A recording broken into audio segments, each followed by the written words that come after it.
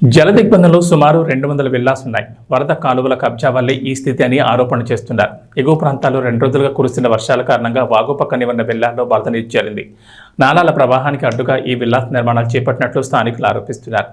చెరువుల్లోకి వెళ్లాల్సిన ప్రవాహాన్ని దారి మళ్లించాలని చూడడం వల్లే ఈ విల్లాస్లోకి వరద నీరు చేరినట్లు స్థానికులు చెబుతున్నారు. ప్రతి వర్షాకాలంలో ఇలా వరద నీరు విల్లాస్లోకి రావడం సర్వసాధారణం. ఇప్పుడు ఎక్కువ వర్షం కురవడంతో ఎక్కువ నీరు చేరిందని తెలిపారు స్థానికులు.